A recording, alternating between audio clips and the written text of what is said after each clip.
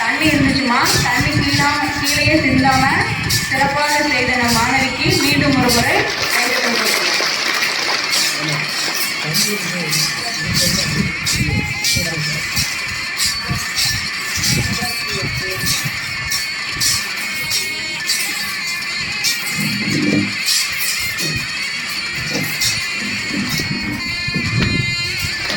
பத்தாம் வகுப்பு மாணவி அக்ஷதா ஸ்ரீ அவருக்கு நம்மளுடைய கைத்தட்டல் மூலமாக அவருடைய பயிற்சிக்கு ஊக்குவிக்கும் விதமாக சிறப்பாக கைத்தட்டல் பார்க்கலாம்.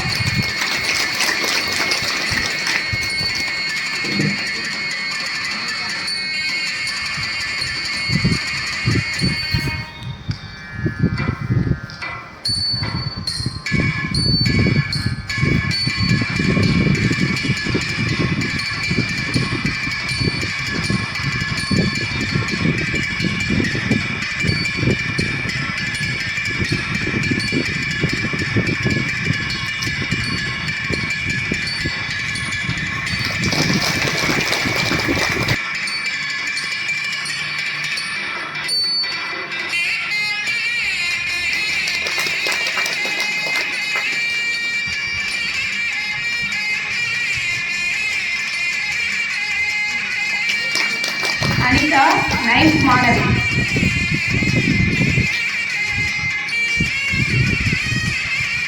சௌமியா 12ஆம் வகுப்பு மாணவி.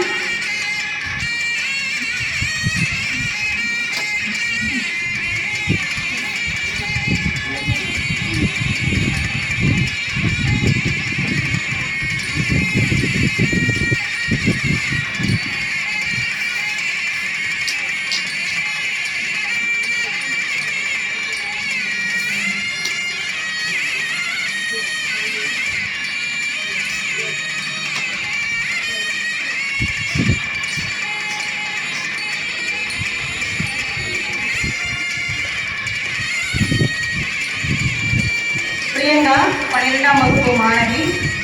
இருவரினுடைய சிலம்பம் சுற்றுகள்.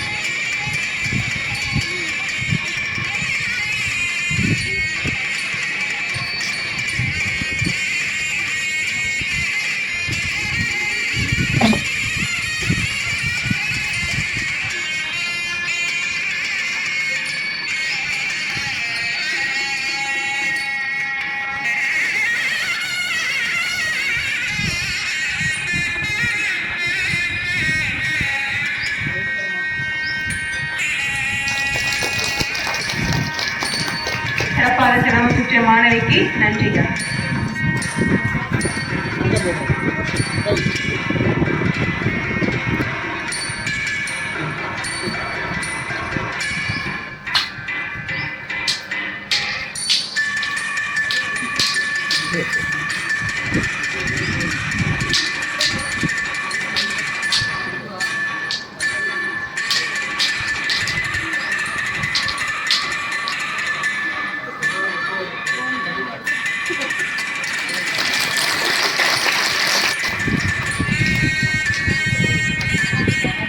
அடுத்ததாக கராத்தே நிகழ்வு ரக்ஷனா 10th மாணவி.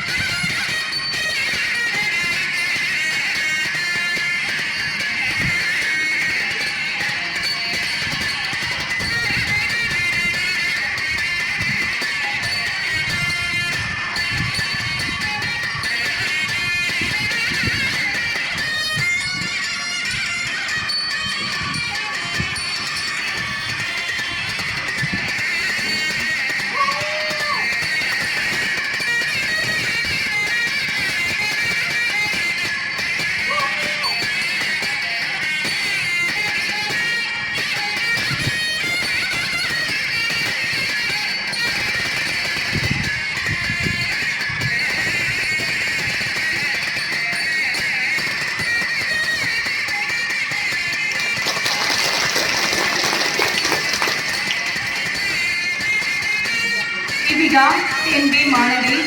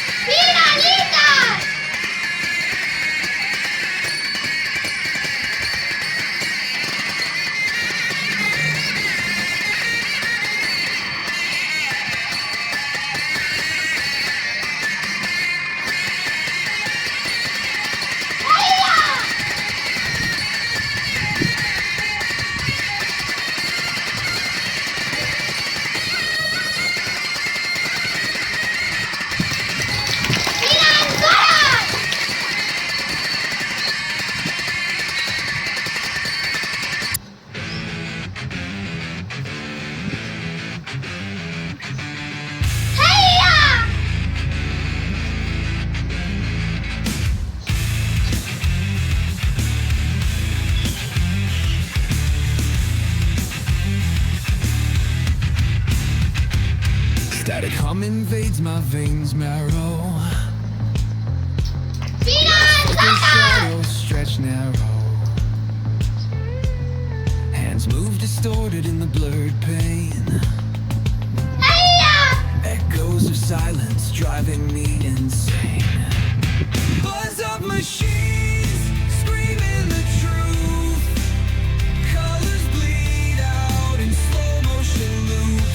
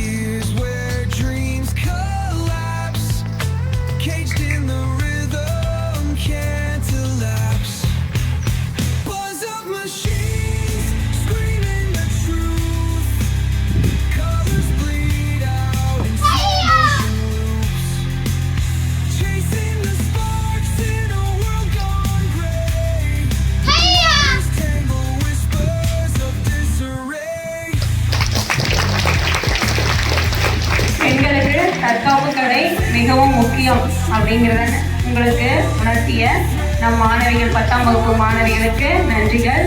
இப்பொழுது 7ஆம் வகுப்பு மாணவிகள் உங்கள் முன் யோகா செய்ய இருக்கிறார்கள்.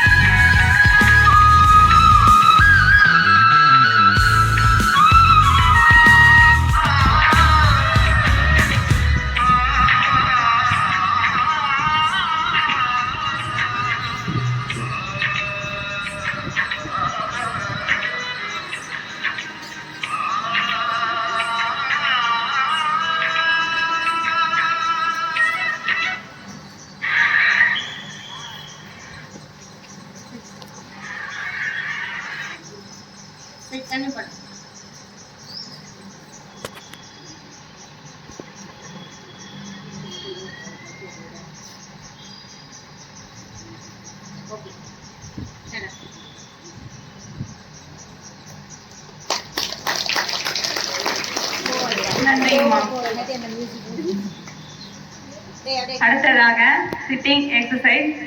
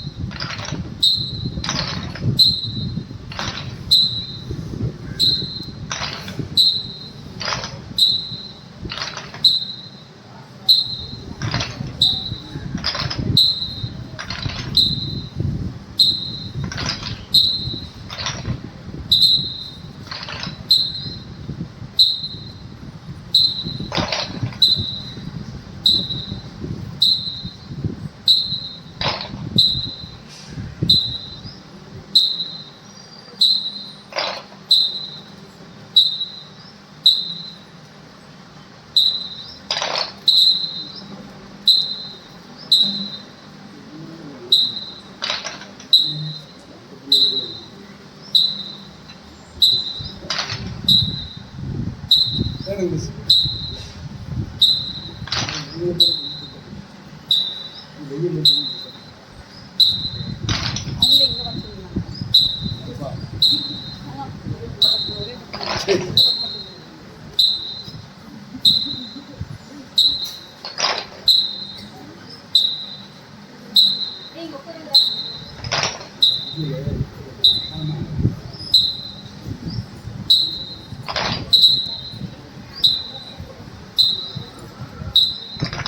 பக்கத்துல மாணவிகள் அந்த ஹெச்எம் முன்னாடி இருக்கிற அந்த வெராண்டாவுக்கு வந்துருங்கடா.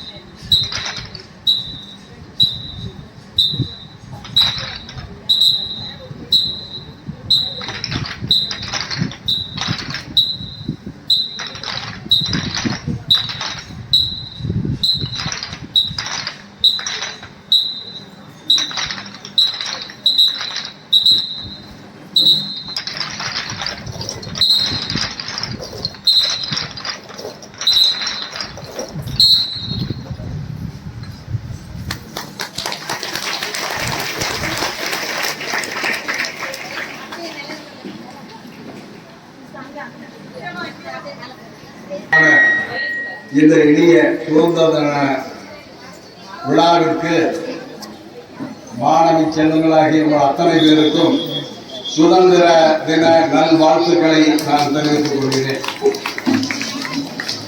இன்றைக்கு பல்வேறு நிகழ்வுகளை இங்கே நிகழ்த்தி காட்டினார்கள்.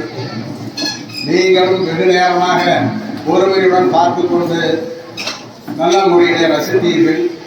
ஆகவே அதிக நேரம் எடுத்துக்கொள்ளாமல் வள்ளுவர் சொன்னதைப் போல யாகாவாராயினும் நாகாக்க காவாக்கால் சோகாப்பர் சொல்லெழுக்கப்பட்டு என்கின்ற குரலுக்கேற்ப இந்த நேரத்தில் நாம் அதிகம் பேசினால் உங்களுக்கு தொல்லையாக இருக்கும் என்று சொல்லி பார்த்தீங்களா.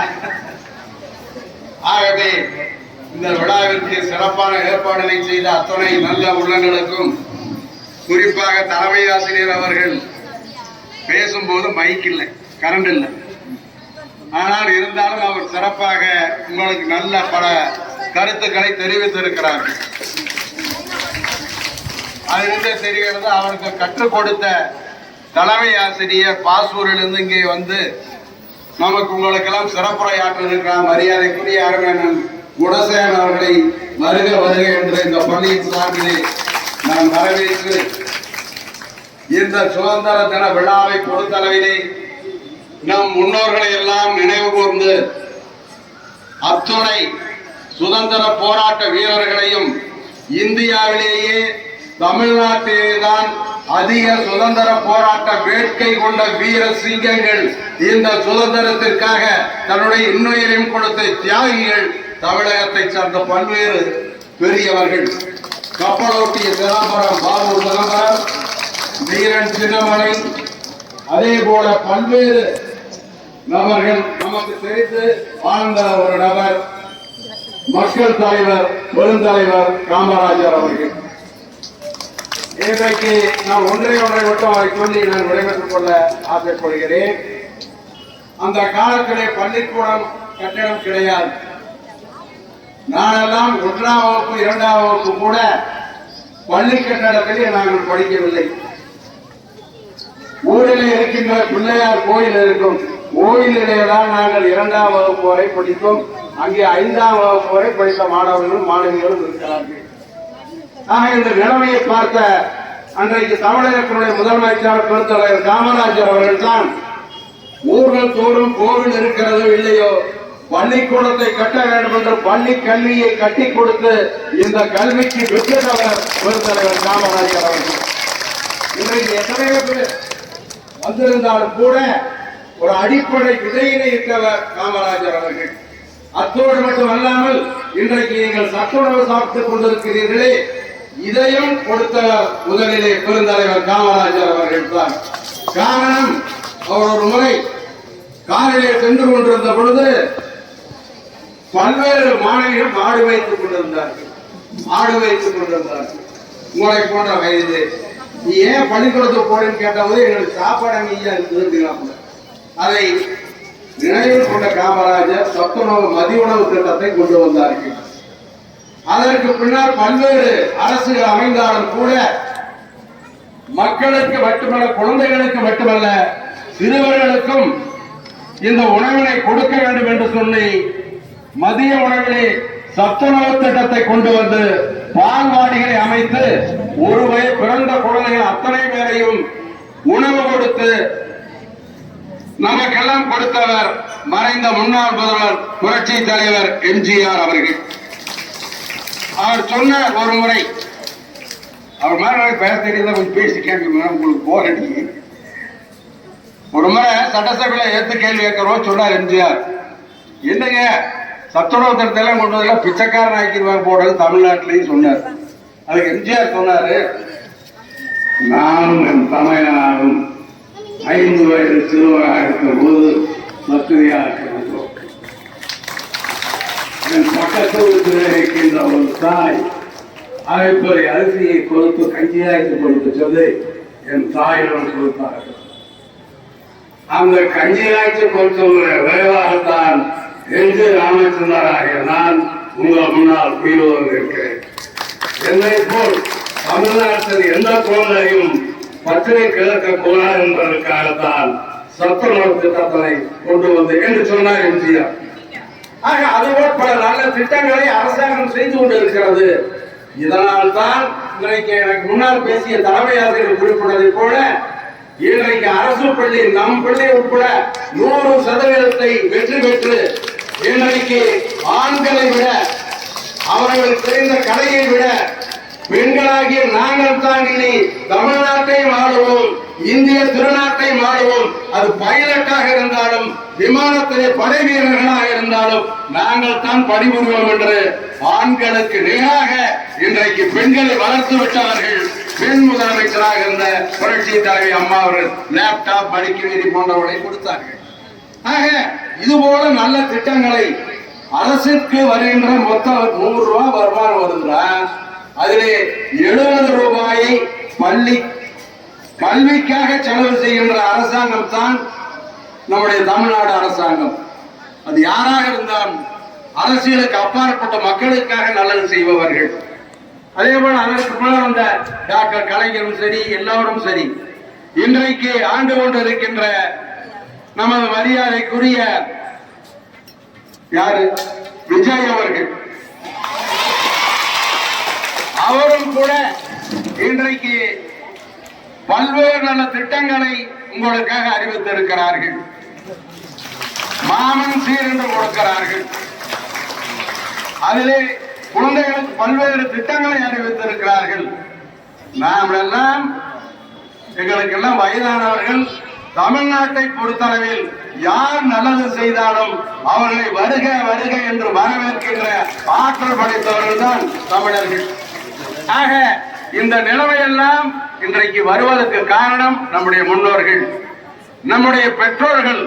ஒரே ஒரு கதையை மட்டும் சொல்லிக்கலாமா? சொல்லி போய்ங்க. அதாவது உங்களை போன்ற படிக்கும் மாணவி ஒருத்தி, மாணவர்கள் 2-3 பேரும் சாப்பிட்டுக் கொண்டிருந்தார்கள்.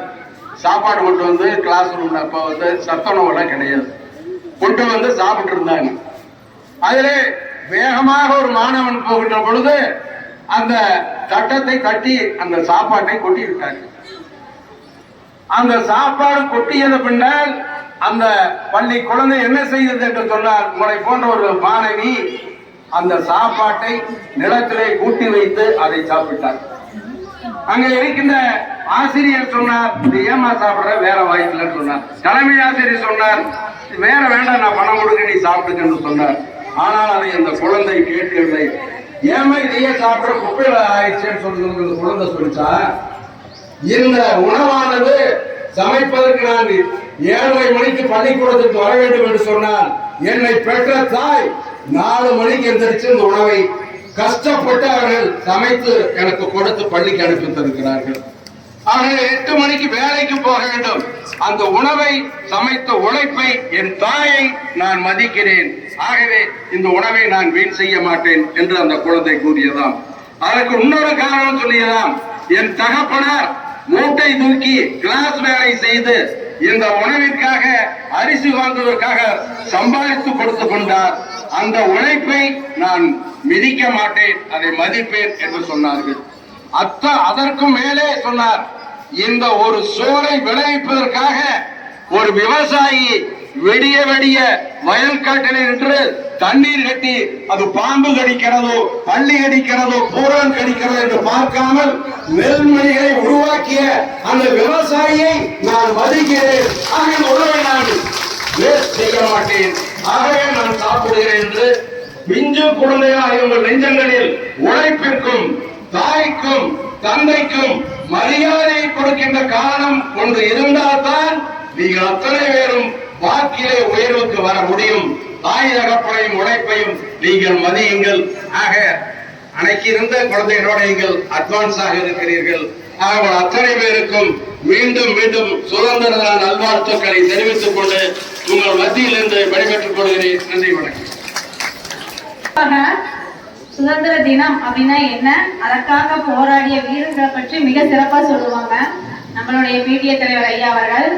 ஆனா இப்பொழுது நேரம் குறைவான காரணத்தினால உங்களுடைய பெற்றோர்கள் எந்த சூழ்நிலையிலிருந்து நீங்க வரீங்க, அவங்க எவ்வளவு கஷ்டப்படுறாங்க அப்படிங்கிறத நீங்க உணர்ந்து ஆரம்பத்திலேயே சொல்லிட்டேன்.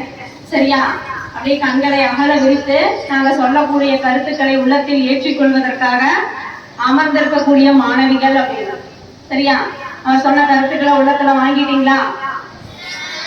சரி, நன்றிமா. மீண்டும் ஒரு முறை அவருக்கு நன்றியை தெரிவித்துக் கொள்வோம். இப்பொழுது நம்மளுடைய பள்ளிக்கு சிறப்பு விருந்தினராக வருகை புரிந்துள்ள முன்னாள் விஓ சார் அவர்களை உங்கள் முன் உரையாற்ற அன்புடன் அழைக்கிறேன். அனைவருக்கும் இனிய சுதந்திர தின நல்வாழ்த்துக்களை முதலில் தெரிவித்துக் கொள்கிறேன். மேடையில் அமர்ந்திருக்கும் சான்றோர்களே, இப்பள்ளியின் சிறப்பான பள்ளியின் தலைமை ஆசிரியர் அவர்களே, பெற்றோர்களே, நிர்வாக ஆசிரியர் பெருமக்களே, மாணவர்களே, உங்கள் அனைவருக்கும் அன்பான காலை வணக்கத்தை தெரிவித்துக் கொள்கிறேன்.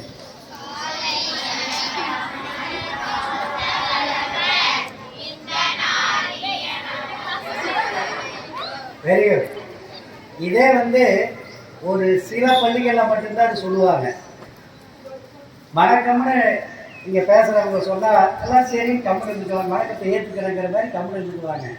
திருப்பி வணக்கம் சொல்கிறதே ஒரு பள்ளிக்கூடத்துடைய மாணவிகளுக்கு ஒரு நல்ல பழக்கம். இந்த பழக்கத்திற்கு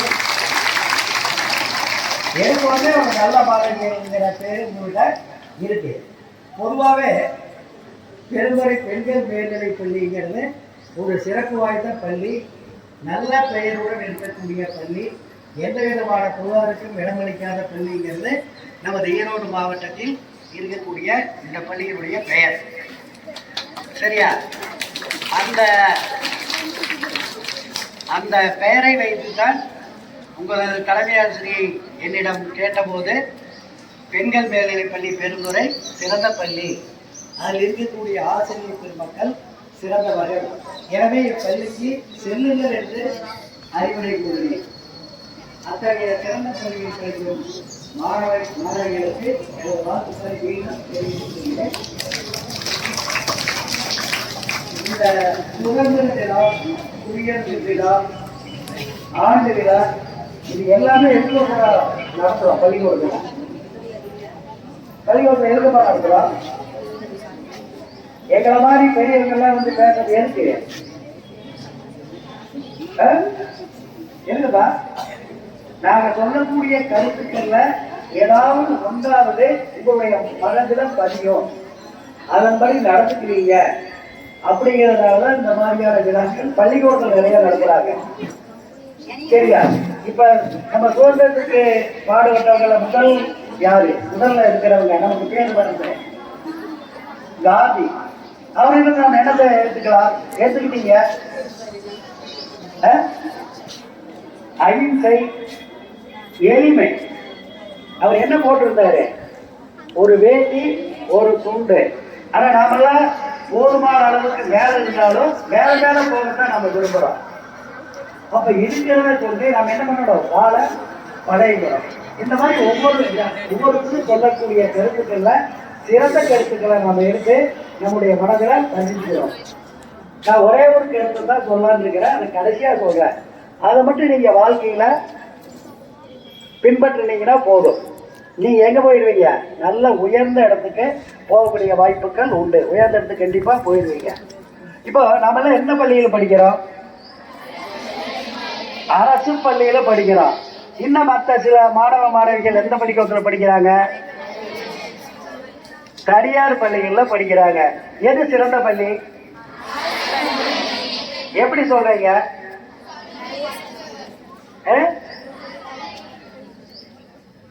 புரியல, யாராவது சொல்லுங்க.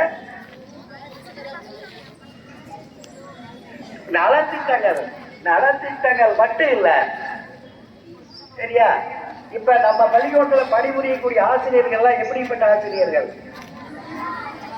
நம்ம பள்ளிக்கூடத்தில் மட்டும் இல்ல, எல்லா அரசு பள்ளிகளிலும் படிப்புகிற ஆசிரியர்கள் எப்படிப்பட்ட ஆசிரியர்கள்? எப்படி நல்ல ஆசிரியர் சொல்ற? சிறந்த ஆசிரியர்கள், நல்ல படித்த ஆசிரியர்கள், அவங்கதான் இப்ப எங்க வர முடியும்? அரசு பள்ளிக்கு படிக்க வர முடியும். இந்தியெல்லாம் பார்க்க அப்படின்னா நாங்கெல்லாம் அப்பாயின்மெண்ட் ஆகிற சமயத்துல எம்ப்ளாய்மெண்ட் எக்ஸ்சேஞ்சில் யார் சீனியரோ யார் பணிப்பு உடையவங்களோ அவங்க தான் வருவாங்க.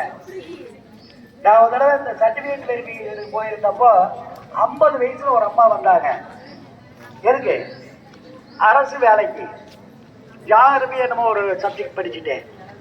அவங்கள கேட்டா, சார் ஒரு 8 வருஷமாவது நான் அரசு சம்பளம் வாங்குறேன் அப்படின்ட்டு வந்தாங்க. அப்போ அவங்க எந்த வயசுலயும் அரசு பள்ளி வர்றாங்க? 50 வயசுல வந்தாங்க. முந்தையெல்லாம் சீனியாரிட்டி படி தான் அப்பாயின்மெண்ட் கிடைக்கும். அவங்க படிச்சு முடிச்சு 10 வருஷம் 5 வருஷம் கழிச்சுட்டா அரசு பள்ளிக்கு வருவாங்க. அது வரைக்கும் அவங்க எங்க ஒர்க் பண்ணுவாங்க? தனியார் பள்ளிகள்ல ஒர்க் பண்ணுவாங்க. அப்போ 5 வருஷம் கழிச்சு அரசு பள்ளிக்கு வரப்போ அவங்க இங்க வந்து ஓய்வு எடுக்கக்கூடிய சூழ்நிலையில தான் அவங்க இங்க வருவாங்க. ஆனா இப்ப எப்படி இருக்காங்க நம்ம ஆசிரியர்களா? நாங்களே எப்படி வந்தவங்க? நான் சொன்ன மாதிரி சீனியாரிட்டி போய் வந்தவங்க. இப்ப இருக்கிற ஆசிரியர்களா நல்லா படிச்சு எக்ஸாம் எழுதி பாஸ் பண்ணி வந்தவங்க. அந்த எக்ஸாம்ல பாஸ் பண்ணலைன்னா நம்ம அரசு பள்ளிக்கு ஆசிரியரா வர முடியாது. இது முடியாதவங்க தான் எங்க இருக்கிறாங்க? தனியார் பள்ளியில ஆசிரியர்களா இருக்காங்க. அப்போ இந்த மாதிரி நல்ல ஆசிரியர்கள் இருக்கக்கூடிய பள்ளி நமது அரசு பள்ளி. அது மட்டும் இல்லாம முன்னையெல்லாம் பார்த்தோம் அப்படின்னா அரசு பள்ளினாலே அப்படியே பாலடைஞ்சு இருக்கும். ஒரு பெயிண்டிங் இருக்காது, நல்லா பர்னிச்சர் இருக்காது, நல்லா ஃபேன் வசதி இருக்காது, அந்த மாதிரி தான் இருக்கும். இப்ப இருக்கக்கூடிய அரசு பள்ளியெல்லாம் எப்படி இருக்குது? அப்படியே இருக்குது.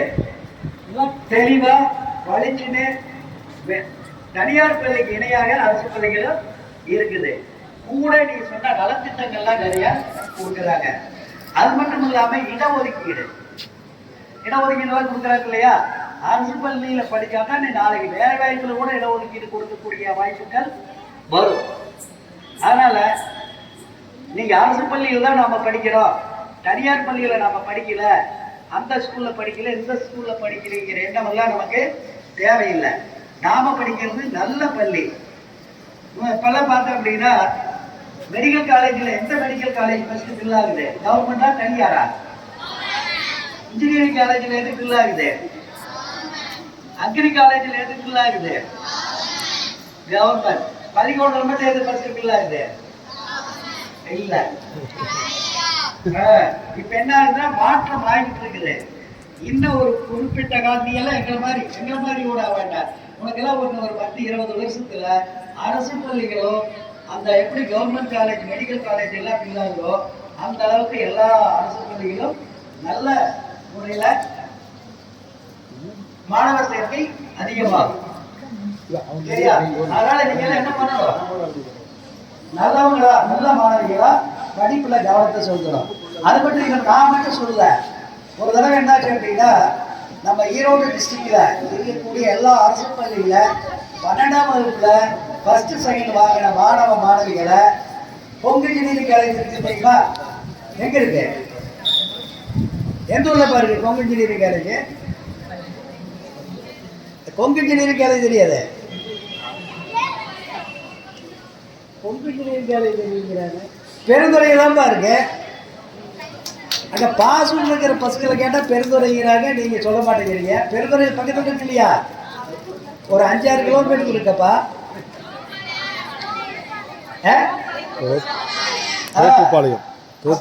தோப்பு அப்படி சொல்லுங்க, பெருந்துறைன்னு சொல்லுங்க, அந்த தோப்பாளையம் சொல்லுங்க. அங்க கொண்டு போய் ஹாஸ்டல்ல ஒரு 15 நாள் எல்லாம் நல்லா படிக்கிற பசங்களை வச்சு நம்ம மாவட்டத்தில் இருக்கக்கூடிய சிறந்த ஆசிரியர்களை அங்க பயிற்சிக்கு அனுப்பணும். அந்த பிரின்சிபால் சொன்னாரு, அப்ப 1200 மார்க்குக்கு இருந்தது 12th. அவர் சொன்னாரு, அரசு பள்ளியில 900 மார்க் வாங்கின மாணவனும் ஒண்ணுதான், மெட்ரிகுலேஷன் அல்லது தனியார் பள்ளியில 1150 மார்க் வாங்கினவனும் ஒண்ணுதான். அந்த பையன் கூட மேக்ஸ்ல ஃபெயில் ஆகிறா. அரசு பள்ளியில படிச்சு 900 மார்க் வாங்கின பையன் கூட மேக்ஸ்ல நல்ல மார்க் வாங்கி பாஸ் பண்றான்னு அவர் சொன்னாரு. சரி, அந்த அளவுக்கு அரசு பள்ளியில் இருக்கக்கூடிய மாணவ மாணவிகள் இயற்கையா வளரக்கூடிய மாணவ மாணவிகள். ஒரு தடவை நீச்சல் போட்டி நடந்தது. இது பள்ளி மாணவர்களுக்கு. நான் கடந்த காலத்தில் இருந்தப்போ அப்ப அங்க இருக்கக்கூடிய உடற்கல்வி ஆசிரியர், சார் நம்ம ஸ்கூல்ல இருந்து 2 பசங்க போறாங்க ஸ்விம்மிங்க்கு அப்படின்ட்டு. நான் சொன்னேன், எப்படிங்க நம்மளாம் ட்ரெயினிங்கே கொடுக்கல, அவன் எப்படி போவா அப்படின்னு. இல்லை சார் போயிட்டு அவன் ஃபர்ஸ்ட் ப்ரைஸ் வாங்கிட்டு வந்தான். எப்படி? அவனுக்கு இயற்கையிலேயே ஆற்றுல போறான், கிணத்துல போறான், நீச்சல் அடிக்கிறான், அவனுக்கு இயற்கையான திறமை இருக்கு. அந்த அளவுல நம்முடைய அரசு பள்ளி மாணவ மாணவிகளுக்கு இயற்கையிலேயே திறமை இருக்குது. நீங்க எல்லாம் நல்லா படிங்க, நல்லா வாழ்க்கையில கண்டிப்பா முன்னேறலாம். படிப்பு தான் ஈஸியா ஜெயிக்கக்கூடிய வழி. பணம் நம்மளுடைய எய்ம் என்னவா இருக்கும்? மேக்சிமம் பணம் சம்பாதிச்சு நல்ல முறையில் இருக்கணும் அப்படிங்கிறது தான் நம்மளுடைய குறிக்கோளாக இருக்கும். அப்போ பணம் சம்பாதிக்கிறதுக்கு ஈஸியான வழி என்ன? படிப்பு. நல்லா படிச்சுட்டேன்னு வச்சுக்க, என்ன பண்ணலாம்?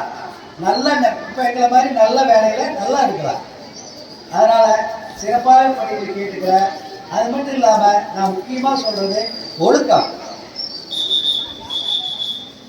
ஒழுக்கம் உனக்கு இருந்தது அப்படின்னா கண்டிப்பா நீ வாழ்க்கையில முன்னேறலாம். அதுக்கு ஒரு சின்ன கதை. ஒரு பெரிய காடு இருந்தது, பெரிய வனம்னா என்ன? அதாவது காடுனா வெட்டி விட்டுருப்பாங்க, மரத்தையெல்லாம் வெட்டி விட்டுருப்பாங்க, அதுல தடம் இருக்கு, எல்லாமே இருக்கும், உள்ள போகலாம். வனம்ங்கிறது அப்படி இல்லை, யாரும் அதிகமா உள்ள போக மாட்டாங்க, அதுக்கு தடம் இடமெல்லாம் எதுவுமே இருக்காது. அந்த மாதிரியான ஒரு பெரிய வனம். அந்த வனத்துல ஒரு மரம் இருக்கு. அந்த மரத்து மேல ஒரு கழுகு கூடு இருக்குது, கொஞ்சம் உயரத்துல. கீழே கோழி இருக்குது. கோழி கீழே வந்து அடைச்சிக்கிட்டு இருந்துட்டு இருக்குது. மேலே என்ன இருக்குது? கழுகு கூடு, கீழே கோழி. கழுகு முட்டை இடுது மேலே, மருந்து மேலே, கீழே கோழி முட்டை இடுது.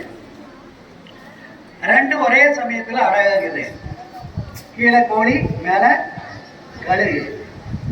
ஒரு டைம்ல என்னாச்சுன்னா அந்த கழுகுடைய முட்டை ஒன்று நழுவி கோழி முட்டையோட வந்து சேர்ந்துருச்சு. சரிடா? அப்போ கோழி முட்டை கீழே இருக்குது, கழுகு முட்டை மேலே. கீழே இருக்கிற கோழி முட்டையோட ஒரு முட்டை என்ன முட்டை? கழுகு முட்டை. ரெண்டு அழகாக்குது.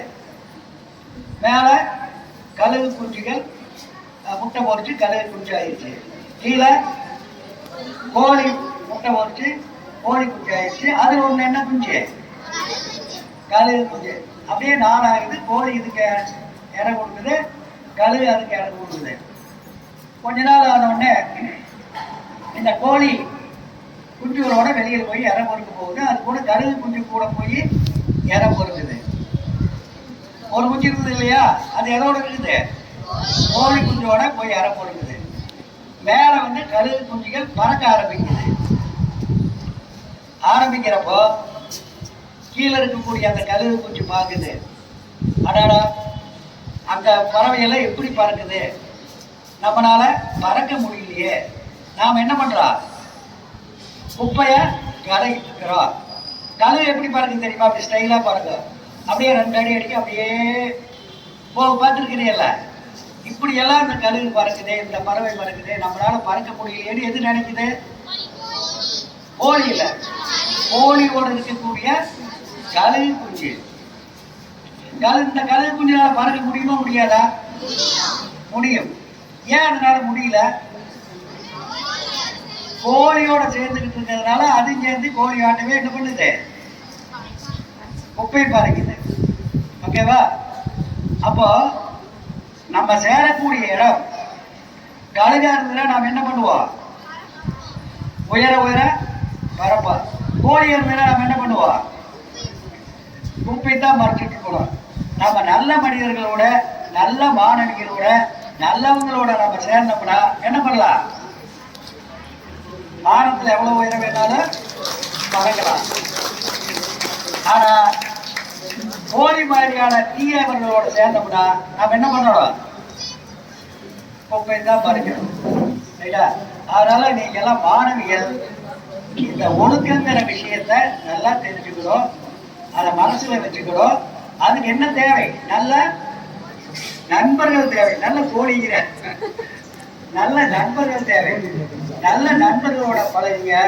உங்களை சுத்தி என்ன பண்ணணும்? ஒரு நெருப்பு வளையம். எல்லாருமே ஒரு வளையத்தை போட்டுட்டு அதுக்குள்ள ஒரு அப்பா அம்மாவை தவிர வேற யாரையும் அலோவ் பண்ணக்கூடாது. சரியா? நான் சொல்றது புரியுதா? ஒவ்வொருவருடைய சுற்றிய ஒரு நெருப்பு வளையம் கண்டிப்பா இருக்கணும். அதுல வேற யாருக்குமே அதுல இடம் இல்லை.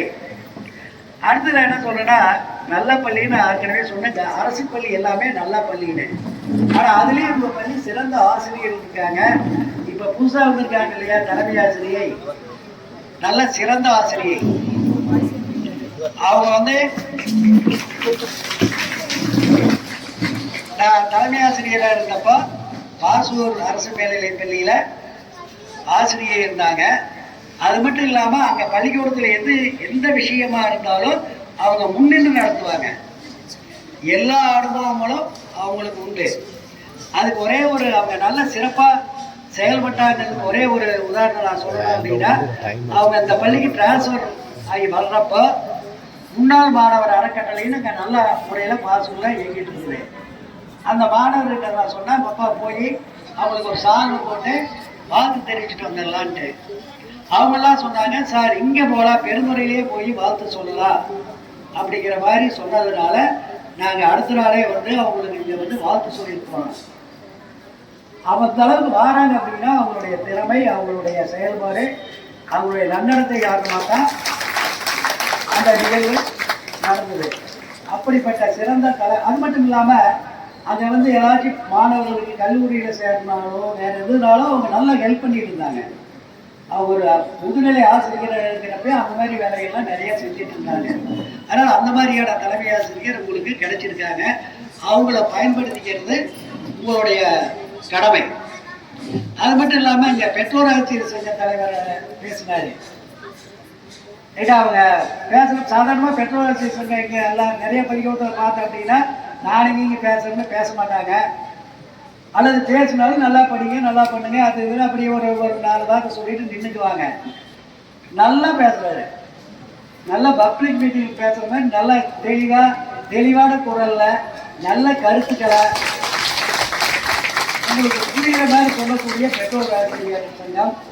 அப்புறம் சார் பாருங்க, அவரெல்லாம் நல்லா அவரை பார்த்ததில்லை, ஆனால் அவருடைய பேரை நான் எப்போ கூட கேள்விப்பட்டிருக்கிறேன்.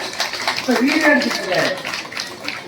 அதே மாதிரி இங்கே மேடையில் இருக்கிறவங்க எல்லாருமே சிறந்த, அதாவது கீழிறங்கி வேலை செய்யக்கூடிய, கீழிறங்கி பழகக்கூடியவங்க தான் இங்கே இருக்காங்க. அதனால் எல்லா சூழ்நிலைகளும் உங்கள் பள்ளிக்கு அமைஞ்சிருக்குது. உங்களுடைய வேலை என்ன? உங்களுடைய வேலை என்ன? படிக்கிறது. அது கூட என்ன வேணும்? ஒழுக்கம் இருந்தது அப்படின்னா படிப்பு தன்னால வரும். சரியா? அதனால நீங்க எல்லாம் எது மாதிரி பறக்கணும்?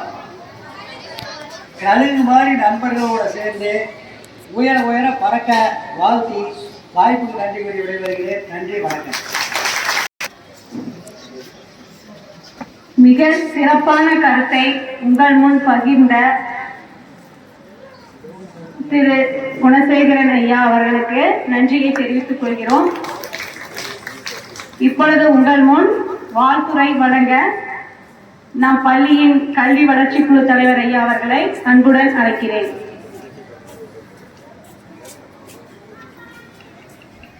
அனைவருக்கும் இனிய வணக்கத்துடன் கூடிய இந்திய திருநாட்டின் 80வது சுதந்திர நாள் வாழ்த்துக்களையும் தெரிவித்துக் கொள்கின்றேன்.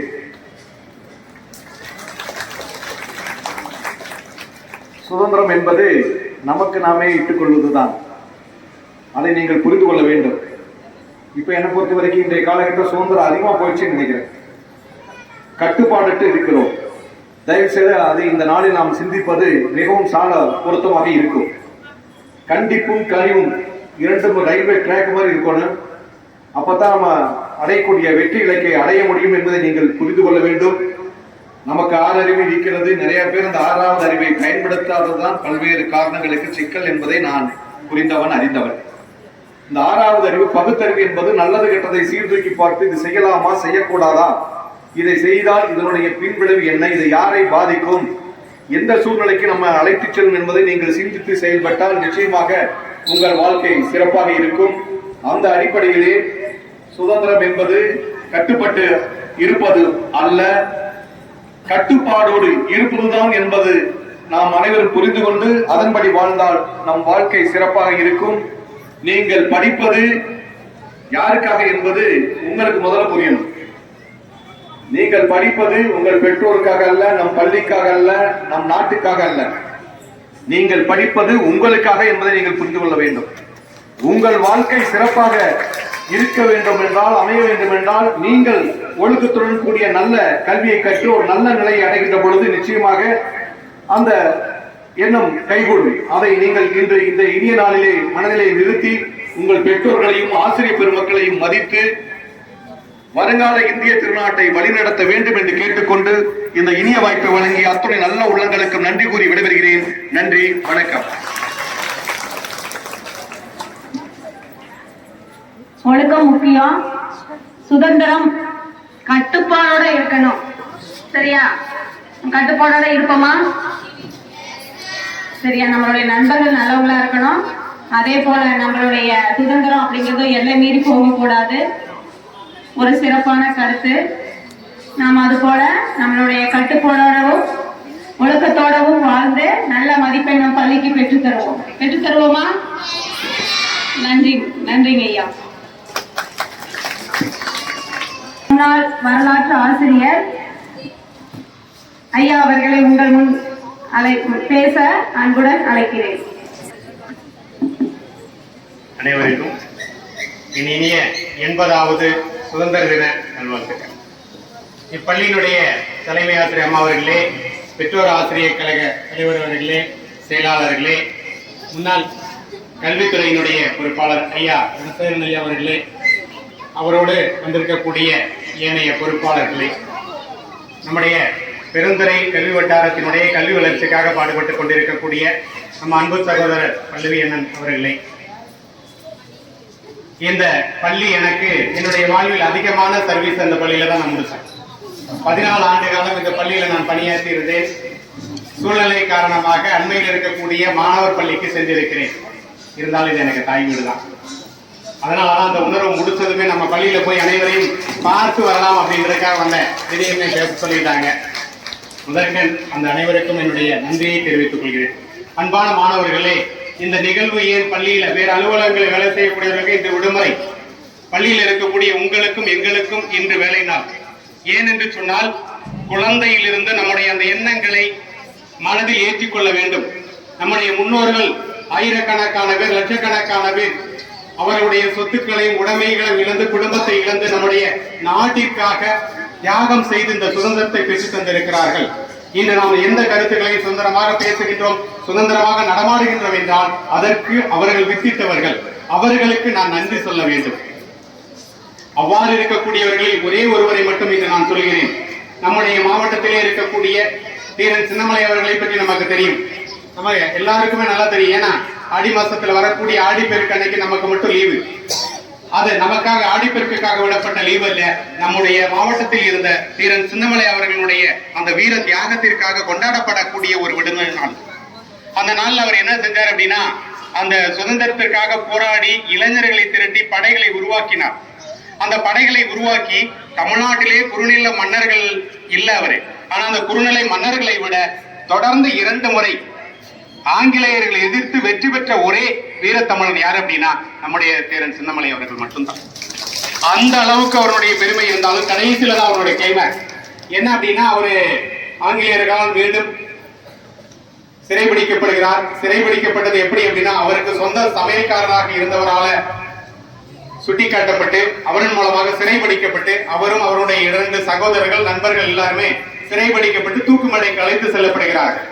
இப்போதெல்லாம் தூக்குமேடை அப்படின்றது வெளியில தெரியாது, உள்ள போய் பட்டன் போட்டா எல்லாரும் அந்த மாதிரியான தீர்ப்பு வழங்கப்படுகிறது. அன்றைய தினம் என்ன பண்ணுவாங்க அப்படின்னா, மேல ஒரு கம்பளம் கட்டி அதுல தூக்கு கயிறை மாட்டி விட்டு தலைக்கு துணியை போட்டு அதற்கப்புறம் தான் அந்த தூக்க மாட்டுவாங்க, அவங்க இறந்துருவாங்க அந்த மாதிரி. ஆனா நம்முடைய வீரர் என்ன சொன்னார் அப்படின்னா, இந்த தூக்கு கயிறையும் நீங்க போடக்கூடாது, நானே போட்டுக்குவேன். என்னை மறைக்க வேண்டாம், நான் என்னுடைய தாய் மண்ணிற்காக நான் இறக்கக்கூடிய அந்த தருவாயில் கூட அந்த கயிறை நானே ஏற்றுக்கொள்கிறேன் அப்படின்னு சொல்லி அதை ஏற்றுக்கொண்டு நம்முடைய மண்ணில் மறைந்த அந்த வீரரை நாம் நினைத்து பார்க்க வேண்டும். இந்த உணர்வு நம்முடைய எதிர்காலத்துக்கு கொண்டு செல்லப்பட வேண்டும். நான் ஏதோ பஞ்சாப்ல இருக்கக்கூடியவர்களோ அல்லது வேற மாநிலத்தில் இருக்கக்கூடியவர்களோ சொல்லல, நம்முடைய மாவட்டத்தில் இருக்கக்கூடியவர்கள், அந்த மாதிரி இருக்கக்கூடிய திருப்பூர் குமரன் போன்ற அந்த எண்ணிய நிறைய சேவைகளை செய்திருக்கிறார். அந்த மாதிரியான உணர்வு மிக்கவர்களை நாம் ஏற்றிக்கொள்ள வேண்டும். அதற்கடுத்து நாம் என்ன செய்ய வேண்டும்? நாம இப்ப துப்பாக்கி ஏந்தி போராடணுமா? தேவையே இல்லை. நமக்காக அரசாங்கம் பல்வேறு வகையான வழிகாட்டுதல்களை செய்திருக்கிறது. நல்ல வகையான படிப்புகள் இருக்குது. இன்னைக்கு நீட்டு, ஜேஇ, கியூட் போன்ற பல்வேறு தேர்வுகள் நடந்திருக்குது. உன்னுடைய முயற்சி எல்லாமே எதுல இருக்கணும் அப்படின்னா படிப்புல மட்டும்தான் இருக்கணும். இன்னைக்கு எந்த மாநிலத்தில் வேண்டுமான எந்த கல்வியை நீ பெறுவதற்கு வாய்ப்புகள் நிறைய இருக்குது. இன்னைக்கு ஐஐடிக்கு ஈக்குவலான நிறைய நிறுவனங்கள் இருக்குது. அப்ப அதுக்கு நீ என்ன செய்யணும் அப்படின்னா, இப்ப இருக்கக்கூடிய பாடங்களை தரமாக படி. உன்னுடைய பெற்றோர்களுக்காக படிக்காம உனக்காக உன்னுடைய வாழ்வில் சிறக்க வேண்டும். எல்லா கல்லூரிகளிலும் நம்மளுடைய தமிழ் மாணவர்கள் இருக்கிறாங்க. அண்மையில் என்னுடைய மகனை கொண்டு போய் ஹரியானாவில் சேர்த்துட்டு வந்திருக்கிறேன். அப்ப அங்க போனா அங்க 5 தமிழ் மாணவர்கள் இருக்கிறாங்க. அப்ப எந்த கல்லூரிகளும் நம்முடைய இந்திய நாடு அப்படின்றது நமக்கான நாடுதான். உலகத்திலேயே மிக சிறந்த பண்பட்ட மொழிகள்ல சீனா, லத்தீன், கிரேக்கம் போன்ற வரலாறுகள்ல நம்முடைய மொழி இருக்கிறது. அந்த மொழியில் பேசக்கூடியவர்களும் இந்த நாட்டில் வாழ்ந்து கொண்டிருக்கக்கூடிய நாம் பெருமைக்குரியவர்கள். இந்த பெருமையை நீ எதிர்காலத்திற்கு கொண்டு செல்லப்பட வேண்டும். அது எப்படி கொண்டு செல்லப்பட வேண்டும் அப்படின்னா நம்முடைய கல்வியால தான் முடியும். இங்க இருக்கக்கூடிய நிலைக்காக பயந்து விடாதீர்கள். நீங்கள் இந்தியா முழுவதும், ஏன் உலகம் முழுவதும் செல்லக்கூடியவர்கள், அதற்கான தகுதி பெற்றவர்கள். சரியான முறையில் அந்த தேர்வுகளை பயிற்சி எடுத்து பயன்படுத்திக் கொள்ளுங்கள். இப்போ வரக்கூடிய நவம்பர் மாசத்துல இப்ப கிளாட் அப்படின்ற ஒரு எக்ஸாமுக்கு ஓபன் ஆயிடுச்சு. நீ நல்ல கல்லூரியில, தரமான கல்லூரியில வக்கீலுக்காக படிக்கணும் அப்படின்னா அந்த கிளாட் எக்ஸாம் எழுதணும். 12th படிக்கக்கூடிய மாணவர்கள் சோ எல்லாவற்றையும் பயன்படுத்திக் கொள்ளுங்கள். ஆசிரியர், நம்முடைய தலைமை ஆசிரியர் உங்களுக்கு சிறப்பாக வழிநடத்துகிறார் என்பதை என்னுடைய ஆசிரியர் சகோதரிகள் மூலமாக கேள்விப்பட்டேன். மிக்க மகிழ்ச்சி. எப்பவுமே என்னுடைய இந்த பள்ளிக்கூடம் எனக்கான பள்ளிக்கூடம் அப்படின்றத நினைக்கிறேன். எந்த உதவிகள் வேண்டுமென்றால் என்னால் இயன்றவரை செய்வேன்.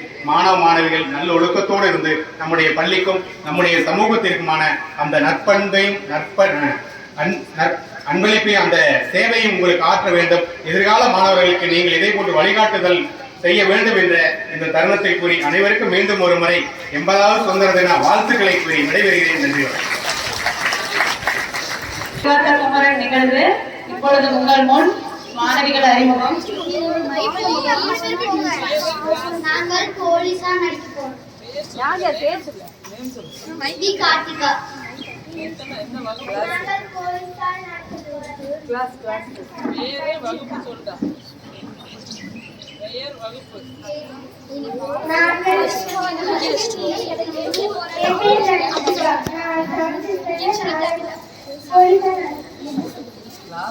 I Catherine, I'm the standard police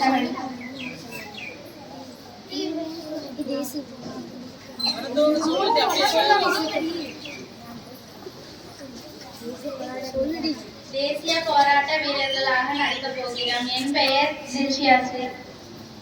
என் பெயர் வர்ஷா. என் பெயர் வைமன்யா. என் பெயர் ராணி கார்த்திக். நான் பாரத மாதவன் நடிக்கப் போகிறேன். என் பெயர் அனிஷ்கா தாரன். நான் திருப்பூர் குமரனாக நடிக்கப் போகிறேன். என் பெயர் எஸ் ரசிகா. நான் திருப்பூர் குமரனின் அம்மாவாக நடிக்கப் போகிறேன். என் பெயர் ஆர் அகல்யா.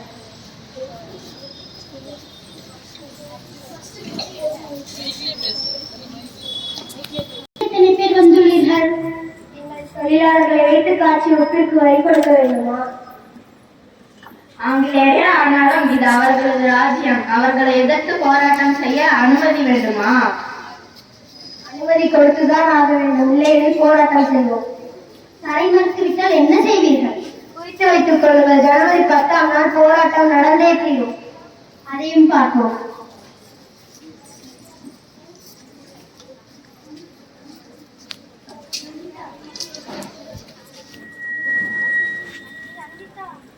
அம்மா, நான் தமிழ்நாட்டின் சுதந்திரத்திற்கு போராட செய்கிறேன். நான் 4-5 மடங்களை பெற்றிருந்தால் தமிழ்நாட்டின் போராட்டத்திற்கு ஒரு மகனை போய் வா என்று அனுப்பி வைத்திருப்பேன். நான் பெற்றது ஒரே ஒரு செல்வமடா. உன்னை எப்படி அனுப்புவது? அம்மா, நீங்களே கை கலங்கினால் 40 கோடி மக்களை பெற்றெடுத்த பாரத மாதா எவ்வளவு கண்ணீர் வடிப்பது? ஊருக்கு போன மனைவி திரும்பி வந்து என் கணவன் எங்கே என்று கேட்டால் நான் என்ன பதில் சொல்வது? தாலி கட்டிய மனைவியை விட தாய்தான் முக்கியம், பெற்ற தாயை விட வளர்த்த பொன்னாடுதான் முக்கியம் என கூறிவிடுங்கள். உன் வீரமும் உன் தியாகமும் என் நாட்டின் வித்தாகும். சென்று வா மகனே. என்னை ஆசீர்வதிங்களும்.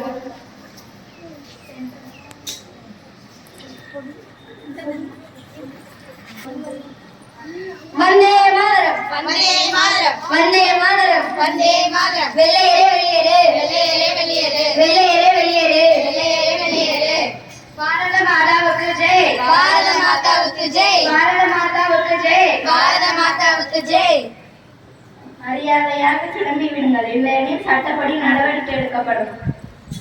அந்த சட்டத்தை முறிக்கத்தான் இந்த போராட்டம். தடை மறுத்து இப்படி போராட்டம் செய்வது சட்டப்படி குற்றம். உங்களை போன்றவர்கள் இந்த மண்ணில் பிறந்ததை விடுவா குற்றம்? சட்டத்தின் கீழ் இருப்பவருக்கு அடிபணிய வேண்டும். நீங்கள் ஆங்கிலேயரின் கீழ் அடிபணிகிறீர்கள், நாங்கள் உங்கள் கீழ் அடிபணிய வேண்டுமா? நாங்கள் போராட்டம் செய்தே தீர்வோம். வந்தே மாதரம், வந்தே மாதரம், வந்தே மாதரம், வந்தே மாதரம், வந்தே மாதரம், வந்தே மாதரம், வந்தே மாதரம், வந்தே மாதரம், வந்தே.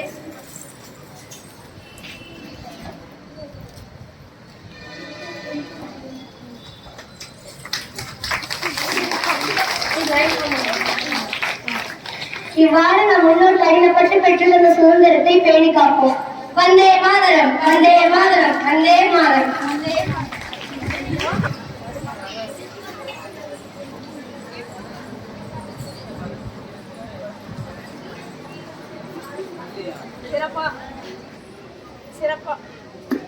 சிறப்பாக உங்கள் முன் சுதந்திர போராட்டத்தை நீங்க பார்த்திருக்க மாட்டீங்க, சரியா? நம்ம சுதந்திரம் பேசுறோம். அதுக்கு முன்னாடி நம்ம மக்கள் எவ்வளவு அடிமைத்தனத்துல இருந்தாங்க, உயிரோடவே சுவராக வைத்த நிகழ்வு போல இருந்திருக்கு. அதெல்லாம் உங்களுக்கு வரலாற்று ஆசிரியர்கள் சொல்லியிருப்பாங்க.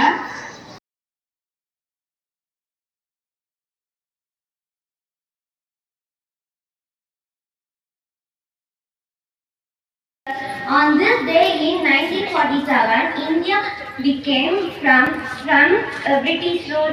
We remember and thank our brave freedom fighters like Mahatma Gandhi, Bhagat Singh, and many others who respected for our country.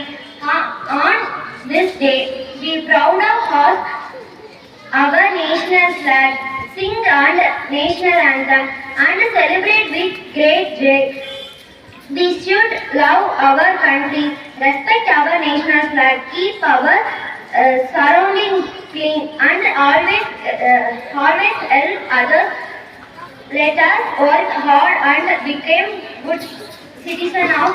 Thank you. Jai Hind. Mataram. நன்றி. அடுத்ததாக உங்கள் முன் ஜீவிகா.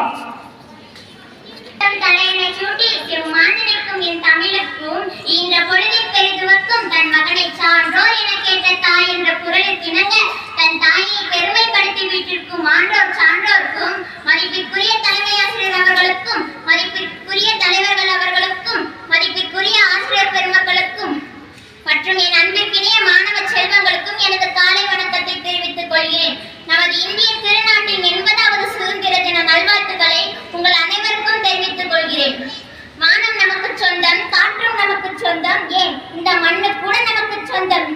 ஏனென்றால் இது சுதந்திரம், இது நம் பாரத நாடு. இன்று நான் இங்கே நிற்பது ஒரு சாதாரண நாளை பற்றி பேசுவதற்காக அல்ல, பல உயிர்களின் தியாகத்தால் பிறந்த ஒரு வரலாற்றை பற்றி பேசுவதற்காக, பல போராட்டங்களுக்கு பிறகு நமக்கு கிடைத்த ஒரு உரிமையை பற்றி பேசுவதற்காக. நம் இந்திய திருநாட்டின் சுதந்திரத்தை பற்றி பேசுவதற்காக. வெள்ளையனின் ஆட்சி வேண்டாம் என்றார்கள், விடுதலை வேண்டும் என்றார்கள், தமது வாழ்க்கையையே நாட்டிற்காக தந்தார்கள். அதனால் தான் இன்று நாம் சுதந்திரமாக நிற்கிறோம். ஆண்டாண்டு கால அடிமைத்தனத்திற்கு பிறகு 1947ஆம் ஆண்டு ஆகஸ்ட் 15ஆம் நாள் இந்தியா சுதந்திரம் அடைந்தது. ஆனால் நண்பர்களே, சுதந்திரம் என்றால் வெறும் கொடியேற்றம் அல்ல, சுதந்திரம் என்றால் வெறும் விடுமுறை என்றால். சுதந்திரம் என்றால் நமது உரிமையை உணர்வது, நமது கடமையை காப்பாற்றுவது.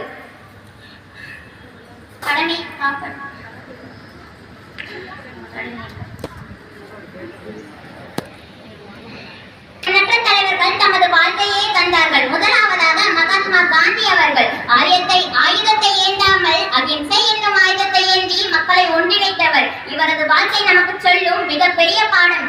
உண்மையின் பாதை மெதுவாக இருந்தாலும் அது வெற்றியை அடையும் பாதை. இரண்டாவதாக நேதாஜி சுபாஷ் சந்திர போஸ் அவர்கள்.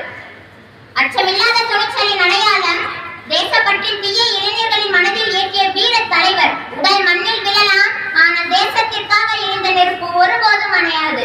இவர்களின் பாதைகள் வெவ்வேறாக இருந்தாலும் இவர்களின் கனவு ஒன்றே. இன்று அந்த கனவு நினைவாகி 29 ஆண்டுகள் கடந்து விட்டன. இப்போது ஒரு கேள்வி நம்மிடம் இருக்கிறது. நம் முன்னோர்கள் நமக்காக சுதந்திரத்தை பெற்று தந்தார்கள். நாம் அடுத்த தலைமுறையினருக்கு என்ன செய்து கொடுக்க போகிறோம்? அதற்கான பதில் நமது செயல்களில் இருக்க வேண்டும். நாட்டை நேசிப்போம், நம் கடமையை செய்வோம், நாட்டின் சட்டத்தை மதிப்போம், இந்தியாவின் வளர்ச்சியில் முக்கிய பங்கு கொள்வோம். ஏனென்றால் நாடு நமக்காக என்ன செய்தது என்று கேட்பதை விட நாட்டிற்காக நாம் என்ன செய்ய போகிறோம் என்று கேட்போம். இந்தியனாக பிறந்ததில் பெருமை கொள்வோம், இந்தியாவின் வளர்ச்சியில் முக்கிய பங்கு கொள்வோம். என்றும் உயரட்டும் நம் பாரதம், என்றும் பறக்கட்டும் நம்ம மூவர்ண கொடி. ஜெய் ஹிந்த், வந்தே மாதரம். நன்றி. அவர் குரல் சொன்னாமா, ஈன்ற பொழுதில் பெரிதுவக்கும் சான்றோன் என கேட்ட தாய். சரியா? பிறக்கிறப்ப இருந்த அவங்களுடைய சிரமம், மற்றவங்க உங்க பொண்ணு நல்ல மதிப்பெண் வாங்குறா, நல்ல ஒழுக்கமுடையவ அப்படின்னு சொல்றப்ப அவங்களுடைய அந்த திறமை எங்கேயோ போயிருமா. சரியா? அந்த ஒரு மகிழ்ச்சி எப்போதுமே என்ன, அவங்களுக்கு வேற மகிழ்ச்சியே தேவையில்லை. அந்த மகிழ்ச்சியை சிறந்தது எதுவும் இல்லை. அதே போல ஒரு தந்தைக்கு மகனாற்றும் கடமை என்ன அப்படின்னா, அவன் அந்த குழந்தைய பெற்பதற்கு என்ன தவம் செய்தாரோ அப்படிங்கிறது. சரியா? அத்தகைய தந்தையும் தாயும் எதிர்பார்க்கக்கூடிய நிகழ்வு என்ன அப்படின்னா, அடுத்தவங்களுடைய சொல்ல நீங்க சிறந்தவங்க அப்படின்னு கேட்கறதுதான் சரியா. நாம இந்தியனா இருக்கிறது பெருமை, நாம சுதந்திரத்தை கொண்டாடுறது பெருமைன்னு சொல்லி முடிச்சா, நாம முதல்ல நம்மளுடைய குடும்பத்துக்கு நல்ல குழந்தையா இருப்பதுதான் மிக சிறப்பு என்பதை சொல்லி இவ்வளவு நேரம் பொறுமை காத்தவங்களுக்கு நன்றியை தெரிவித்துக் கொள்வோம். அந்த பொண்ணுக்கும் நன்றியை தெரிவித்துக் கொள்வோம். மீண்டும் ஒரு முறை அப்படியே நிக்கக்கூடிய இடத்துல எப்படி எழுந்து நில்லுங்க பார்க்கலாம். நாட்டுப்பண்